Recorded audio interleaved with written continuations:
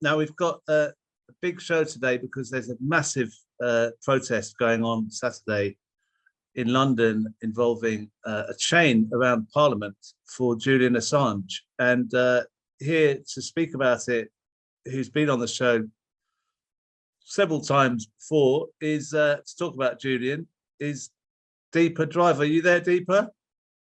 I am. Hi, Crispin. Thank you for coming on. I know you're busy and lunchtime's not the easiest for some people, but could you tell us what the situation is with the protest? Because I believe that there's a strike, a rail strike this weekend, which we're all supportive of, but it has kind of thrown a spanner in the works, hasn't it? Yeah, I mean, firstly, I'm very glad to be here. And it wasn't a hassle for me today because I was working from home, and taking a break to come and do this is great. And I'm glad to be amongst comrades. Secondly, yes, I think it's going to be difficult. We've known for a little while that the RMT are going to be out on strike on the day. And I believe ASLEF are standing down in support in certain areas. And also there is a North London bus strike in some parts of North London. So, you know, Julian, yesterday I was surprised to see the last time that Julian was visible to the public, which was on the 6th of January, 2021. So over a year ago was the last time Julian was even allowed to be present at his own extradition hearings. Every time after that, he was denied. He was only allowed to come in via their version of Zoom. So, Julian has been disappeared in various ways from the public debate. When, say, The Guardian or the New York Times have finally found the courage to say Julian should not be extradited, this has not come from a place of acknowledging that they lied and smeared about him, lied about him and smeared him in the past. It's come from a recognition that if what happens to Julian happens to the rest of them. And for some of them, that's not even a recognition. They're just doing it to kind of virtue signal, because many of them will never go close to the line. They will never challenge power. They will just be stenographers for the people in government, reporting idle gossip, reporting things which have no consequence while ignoring the big issues that are affecting society today. So, for example, last year, you know, people like Daniel Ellsberg, Noam Chomsky, some of the most amazing, Paul Rogers, who was on Stop the War speech last week. So many amazing people spoke in Julian's defense against the extradition, explaining the realities of national security journalism, the realities of the prison conditions in the US, the horrific nature of those conditions, which, you know, mean that Julian will have 2 phone calls a month to his family. He won't be allowed to talk to his lawyers without the FBI monitoring his calls. And this is pre-trial. So these people are not, nobody, you know, if you talk to the general public, most people don't know about this. And they don't know about this because we have a shameless, spineless, supine media class, which is only interested in getting into bed with politicians and having access to juicy tidbits, but not really interested in making change. And so neither the human chain nor the reality of what Julian's conditions mean for human rights, democracy, torture, for Black Lives Matter. All these people, you know, they talk about Black Lives Matter, but what about those lives in Iraq, Afghanistan, and Guantanamo? Nobody's talking about that. And that's what this chain is about. It's about bringing people together in a very positive, uplifting way to join hands. And this is happening all around the world. So there are simultaneous or near about simultaneous, depending on the time zone, protests in, not protests, what do you call it? Solidarity events in Buenos Aires, in Paris, in Belgium, in Germany, in so many different places, and in the US, of course, in various parts of the US, that very important whistleblowers and journalists and speakers are going to. So this is a historic event, and like they ask, where were you when John F. Kennedy died, kind of question. Where were you when Assange was in prison? And the answer should be, we were outside Parliament saying no to this extradition, because Julian's got very little time left. Now that Priti Patel has rubber stamped the extradition, the appeals process can be quite limited in terms of the ways in which questions are asked, because, sorry, I'm going on for a bit, but the way the appeals process works is, first you have to agree the grounds for appeal. So the judge has to approve that you're allowed to speak on certain grounds, which means they will, as they have done in the past, curtail the range of discussion. And the Supreme Court, you know, if it fails at the High Court, it goes to the Supreme Court, and the Supreme Court could do what it did last time, which is to say, sorry, not my problem. And given the silence in the legal community, given that there are some lawyers, of course, who stood up for Julian, people like Leora Lazarus, Matt Sandenas, Niels Meltzer, but the British legal community, the judges, the paralegals, the lawyers, what are they doing when they see that a lawyer's privileged legal conversations with a defendant has been spied upon, that the extraditing state has plotted to murder the defendant, that the extraditing state has bribed the key prosecution witness, that the extraditing state is misusing extradition law, because under extradition law, you don't have to prove beyond reasonable doubt or on the balance of probabilities that somebody's guilty. What are they doing? They're just sitting there in a very quiet and spineless way. And I urge those of you who have friends and comrades in the legal community, those who say they are socialist lawyers, those who say they are part of the movement, to speak up about this injustice and to come out and stand outside Parliament, because it's going to be really hard to get the 5,000 people that are needed to go down Westminster Bridge, all around on the other side, come up Lambeth Bridge and come back. So people are coming from all over the world. If you're in London and you're not able to be there, you know, please, this is a once in a lifetime opportunity. This is the first time a human chain has been formed around Parliament. So I urge you to be there. Yeah, well, thank you for that. I'm just going to bring in Andrew Feinstein, who's also on the call. How are you doing, Andrew? I'm good, thanks.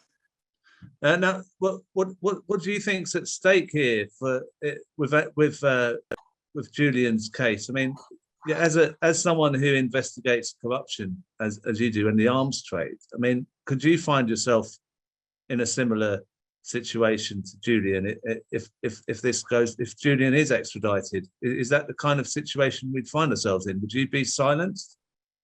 Well, I think the first thing to say is I'll certainly be there with family, with friends, with as many comrades as possible, because I think it is so important that this very important symbolic protest around our failing Parliament, that it succeeds, to show our rulers what the majority of people in this country think about Julian's situation, because the reality is quite simple. This is not just an attack on one individual who, as Niels Meltzer shows in incredible detail in his book, is being tortured by ourselves in the United States. And let's not forget that this is Britain yet again behaving as America's poodle. You know, when the US tells us to jump, our government doesn't question it, they just ask how high. And that includes when the US tells us to go to war, when the US tells us to bomb yet another country somewhere in the world. And the most awful thing about it is, while we cause extraordinary suffering and immiseration on the ground all over the world, and especially in the Middle East, our politicians and their families are making huge amounts of money out of this. Let's not forget that when Theresa May agreed to support Donald Trump in bombing Syria, her husband was actually invested in all of the defense companies whose share prices skyrocketed because of that bombing. So as we kill people on the ground, as we enable and facilitate the murder of innocent civilians in Yemen in our names and with our tax pounds, our politicians are actually making money out of this because, of course, the defense companies who enable and facilitate these wrongdoings have always been, since the Second World War, either the biggest or the second biggest contributors to political parties and the biggest corrupters of politicians on the planet. And if you want the detail of all of that, please have a look at my book, The Shadow World Inside the Global Arms Trade, where, for instance, amongst the 3,000 footnotes, we show how Tony Blair has personally made at least 110 million pounds since he left office out of his associations with the arms companies, out of the invasion of Iraq. And the reason they are punishing Julian in the way that they are is to protect themselves as part of the global national security elite, to ensure that the money continues to flow. Because what has Julian done? He has done the job of journalism. He has taken the mainstream media and he's said to them, we will do your job better than you. We will put into the public domain everything that our rulers don't want you to know.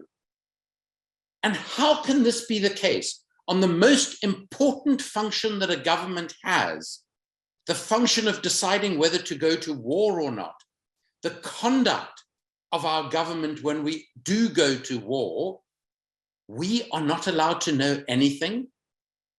These are people we elected to represent us. These are people whose salaries we pay. But they have to punish Julian in the way that they are to send a warning to all of us, to say to us, you can report on the occasional scandal, as long as it's irrelevant, facile, and personal, but do not report on the systemic way in which we run our country and in which we run the world. And the reality is that this is a part of a pattern of behavior that is getting worse and worse. Are we, for instance, aware that during the presidency of Barack Obama, more national security whistleblowers were prosecuted than in all previous presidential administrations in the entire history of the United States of America? And in this country, there is still a commitment to introduce legislation that will make the work that Julian does and the work that people like we do on the global arms trade and the corruption in the global arms trade, it will make it illegal. We will not be able to do this work in the United Kingdom if this legislation sees the light of day. And what goes together with that legislation is legislation to absolve the police and military of any responsibility for anything they do in the line of duty. So when they next go, like American forces did, or actually American mercenary forces, and gun down 28 innocent people in a marketplace in Iraq because they felt like having some fun, the Iraqis can't prosecute them, the American judicial system will not prosecute them. We are trying to impose the same sort of legislative environment in the United Kingdom. And it's for that reason that we have seen in Julian's case probably more judicial conflicts of interest than in any one individual case in the United Kingdom. The people who have made the decisions about Julian are all directly linked and directly benefit, usually through their families or close friends, to the very military-industrial complex that Julian revealed. So instead of those who commit war crimes, of those who commit torture being on trial, it is the person who reveals those crimes, who reveals that torture, who finds himself being tortured, who finds himself the victim of a Kafkaesque, corrupted judicial system. So that is why we are forming a human chain around Parliament. And I would encourage all of you, even for those of us who are remarkably unfit like me, if the only way we can get to the Houses of Parliament is by walking there by cycling there, let's set out early enough to do that. Because everybody who is committed to our democracy, who is in the London area, and of course beyond if possible, must be part of that human chain. Wow, that's fantastic to hear. Thank you so much for coming on, Andrew. Great to see you. Now I'm going to bring on, because we haven't got very much time, because I didn't have anyway. I've got Steve Walker from Skwawkbox on the call. How you doing, Steve? I'm good, thank you, mate. Yes, it's nice to be here. I mean, it's the kind of so not the greatest position to be in coming after Deepa and Andrew. It's probably a good job. I mean, a few minutes but the situation with journalism and reporting, I mean, this is so important, isn't it? That everyone who wants to know what's going on in the world actually comes out and stands up for Julian Assange. There's a lot of kind of smears that have been made about him, haven't there, to undermine this? Yes. Well, I mean, the thing that I noticed most really is just the deafening silence from the vast majority of the media, and it's journalists who should be the most afraid of this, because it's a massive attack on journalism as well as personally on Julian Assange. So, Julian was Times Political Prisoner of the Year at the end of 2021. I don't remember hearing that mentioned at all in any of the media in this country. You would think it would be worth a little feature somewhere at least. It's really just pretending that he doesn't exist, and the minimal possible reporting, and both sides of the reporting on the legal case, if any at all. So, there are definitely challenges to overcome for people to get there if you don't already live in London. But I would encourage everybody. The last I saw on the website, they were still asking for another few hundred people to get there in order to make sure that they can complete the chain. So if you can possibly get there, then do. I will say I'm down there. I'm traveling down the day early on Friday and back on Sunday to cover that from Liverpool, to avoid any picket lines and so on with the rail strike going on Saturday, and full solidarity with those workers. So you'll be promoting it as well? I'm promoting it. I'm streaming it live as far as possible for the whole event on Saturday on the Skwawkbox Facebook page, so if people want to watch it. But your stream's not very good, Steve. People might have to see it live. Well, I want people, but obviously there's going to be a lot of people who can't get there, and if we can show that there's thousands who are going to be supporting it who couldn't get there physically, then that's important. I think. The more that gets shared, the more the word gets out, because as Andrew mentioned, people are in ignorance about what's going on, really. And it's highly unlikely, I think, that the so-called mainstream media are going to be down there giving it any coverage, because it won't be convenient for them and the official narrative. So, if you can possibly get there, do. If you can't get there, watch it online and make sure you share it everywhere so people see what's going on. It'll be slightly different broadcast for me, because normally I park a tripod and let it run, but on this occasion, I think because it's spread out over such an area, I'll be doing it on the move, so it'll be an interesting challenge, but hopefully we'll get away with it. I'm just going to bring on thanks, Steve. I'm just going to bring on Ben Chacko from the Morning Star. Hi, Ben. Hi, Chris. Ben. So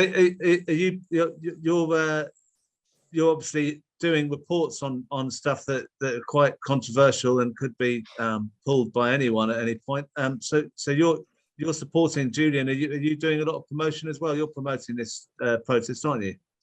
Yeah, we're promoting it, and we've got pieces in the run-up from tomorrow to promote attendance on Saturday, and we'll have a reporter at the human chain as well. Julian Assange's case affects the reporting on war crimes everywhere in the world. It will have a hugely, hugely detrimental effect on journalism worldwide if he is extradited to the United States. We should never forget just these kind of basic points. Julian Assange was not a US government official who leaked classified information. He was a journalist who published information that was passed to him. And it is an unprecedented case in the United States. Nobody has ever been put in jail for doing that before. So the precedent is terrifying. And of course, he's not an American journalist. He wasn't in America when it was done. He's not a US citizen. It is a warning from America that wherever you are in the world, they will hunt you down, they will get you, they will take you to America, and they will jail you if you expose what they're doing. So I know that we're tight for time, Crispin, but there's a couple of points I think we should all be really aware that this affects everyone, because it's part of a much wider authoritarian approach by the British government that's been going on for some time. We've seen real authoritarian legislation from this Conservative government, crackdowns on the protest rights, new powers for the police, state agents to break the law, new powers for the military to avoid scrutiny for crimes committed in war zones.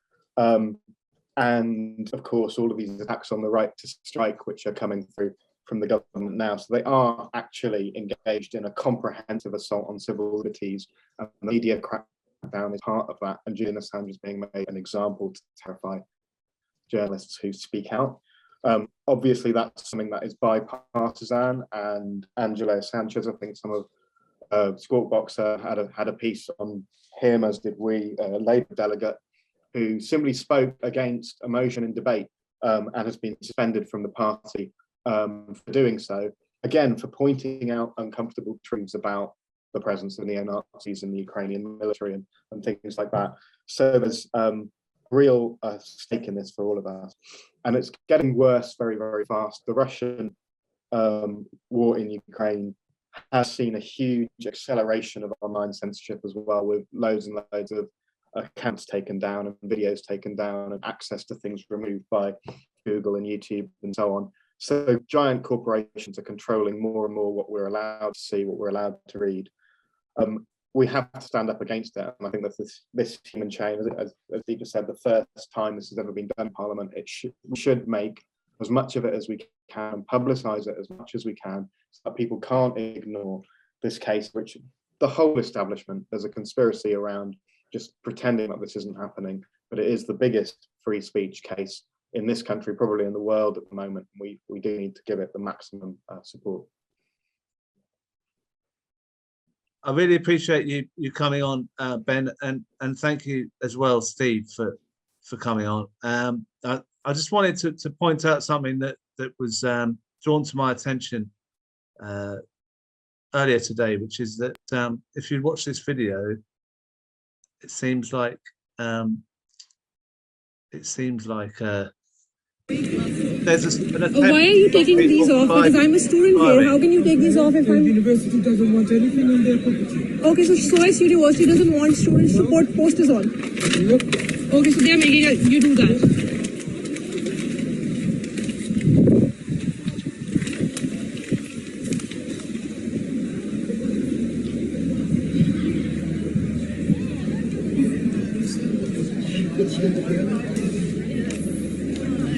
I'm going to send this to the union and I'm going to speak to them about this. This is unfair.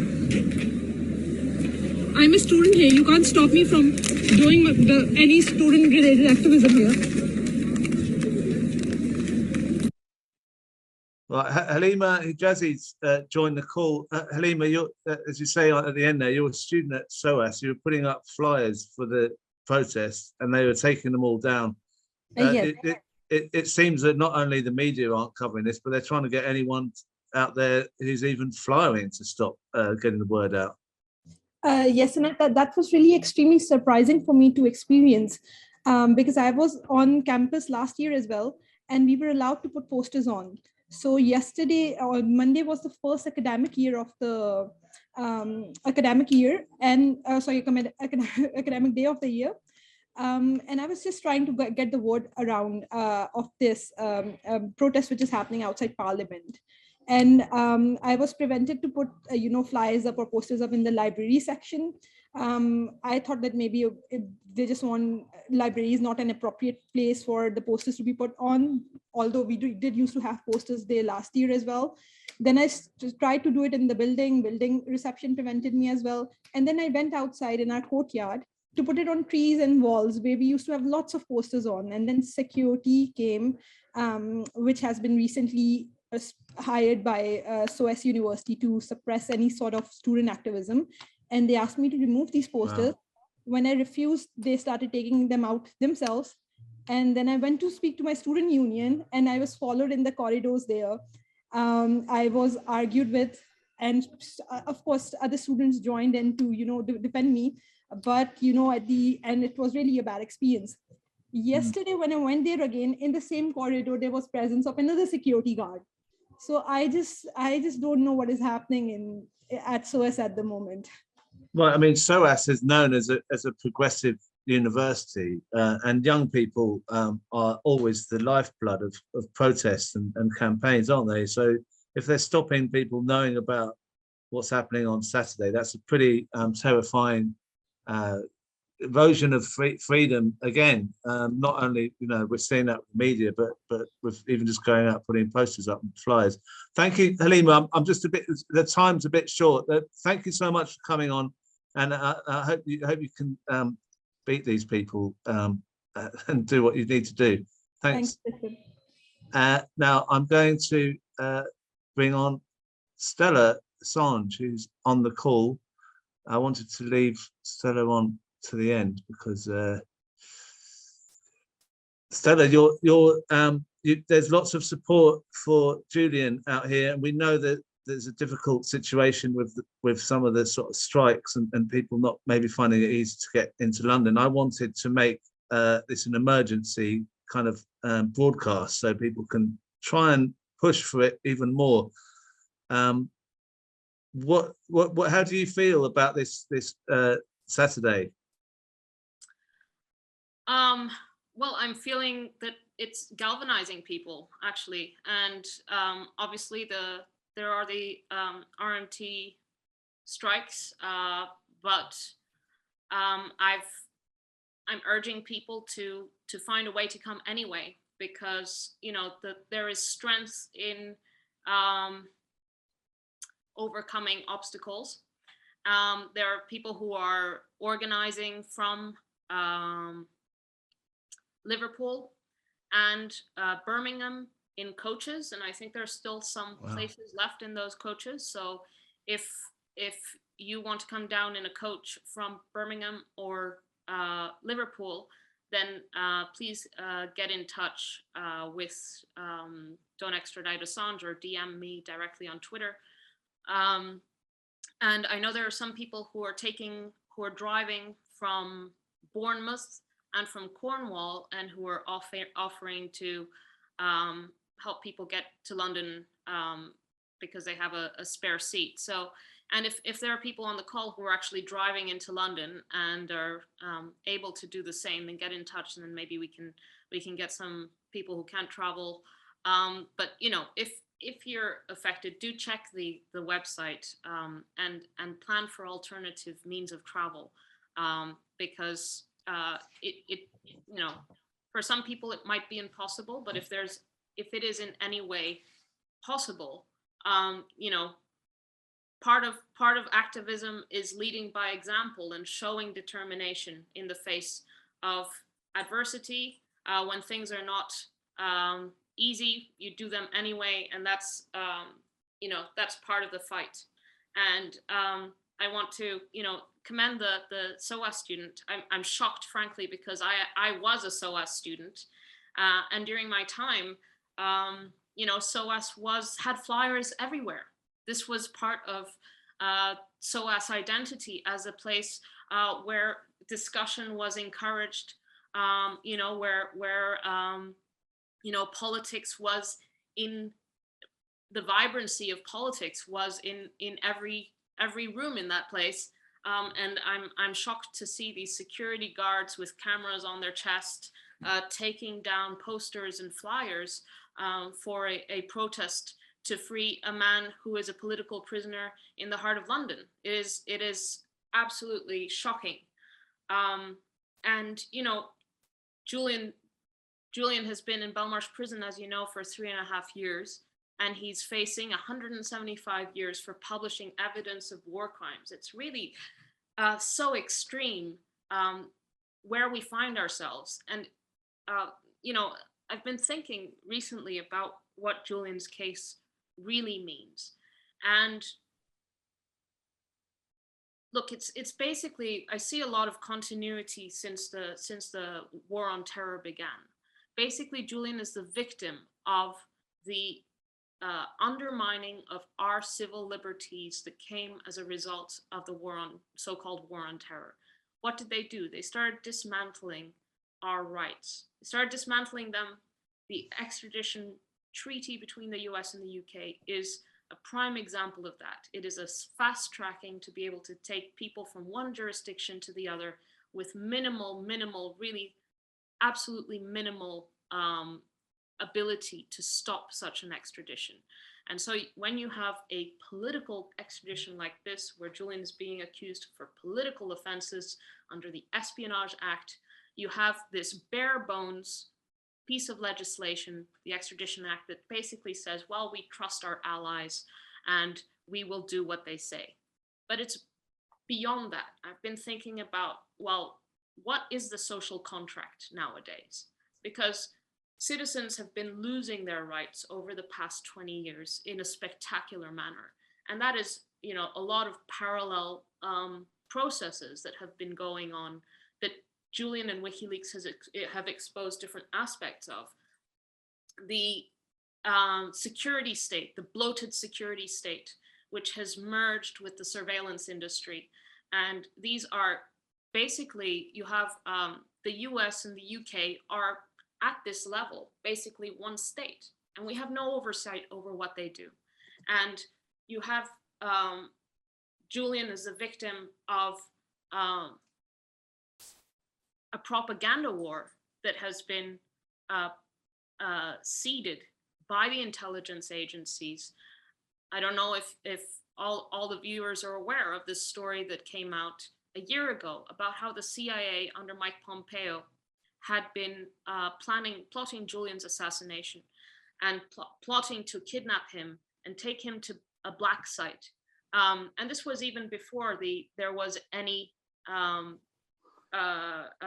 sealed indictment. Basically, the US was going to treat him like they do what they had been doing during, you know, for the past 20 years through the war on terror. They were going to do that in the UK. Then there was some back and forth. The UK authorities said, no, let us do the shooting. This is completely insane. And it's, Julian's case is defining of our times. And it is dangerous to see it as some kind of exception to the rule. No, it is basically a true reflection of where we are. Because if the safeguards existed that are supposed to exist in a liberal democracy with strong safeguards for our rights, then Julian would not have spent a single day in Belmarsh prison, not a single day. And when the UN came down in 2016 and said the UK was holding Julian arbitrarily detained in the embassy, they would have released him. But what there is not the rule of law. There is a complete contempt for the law. And as long as Julian remains in prison, there is a contempt for international law, for human rights as they have been established, you know, in the post-World War II era, and a dismantling of that system. It is a complete corruption of a system of civil liberties and of our rights actually meaning something. So that is why the idea of surrounding Parliament is so symbolic. And I was surprised actually that no one had formed a human chain around the British Parliament. It's so iconic, right?